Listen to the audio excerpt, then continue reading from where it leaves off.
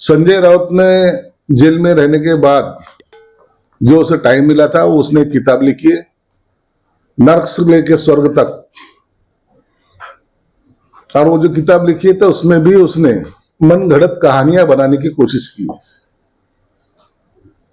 बाला साहब ठाकरे साहब ने जो अमित शाह साहब को हो या मोदी साहब को जो मदद की है, वो खुद उन्होंने कभी बताई नहीं, बोली नहीं।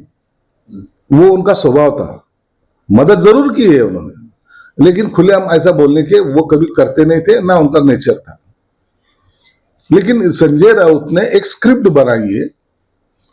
आप देखेंगे अमित शाह साहब एयरपोर्ट पे उतरे, वहां से काली पीली टैक्सी में बैठे, वो मातोश्री पे आए, वहां वॉचमैन के माध्यम से अंदर मैसेज गया।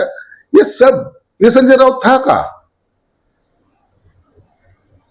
वो टैक्सी का पीछा कर रहा था कैमरा लेके, या गेट पे वॉचमैन था? इसका रोल क्या था उस वक्त? ये कौन से रोल में था?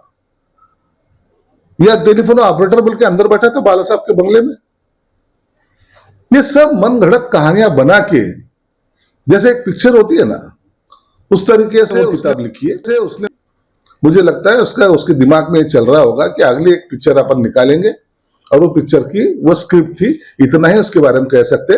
लेकिन एक चीज साफ साफ तौर पर मैं कह देता हूं, बाला साहब ठाकरे साहब ने बहुत विरोधी रहो या सत्ताधारी रहो, बहुत जनों को मदद की है, लेकिन मदद करने के बाद कभी उसको बार ऐसा एहसास नहीं दिलाया मैंने तुझे मदद की, कर दिए भूल गए।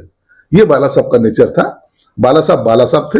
लेकिन इसने जानबूझ के, आप देखेंगे वो स्क्रिप्ट में शरद पवार का नाम भी जोड़ने की कोशिश की। एक उनको ये दिखना चाहिए कि साहब मैं तुम्हारा बहुत असीम भक्त हूं, यह भक्त की भावना उन्होंने दिखाने की जो कोशिश की, ये सब लोग जानते हैं। और मुझे लगता है उसको कोई मानेगा भी नहीं, ना उसको कोई देखेगा भी नहीं। वो सिर्फ खुद की तारीफ करने के लिए उन्होंने लिखी हुई किताब है।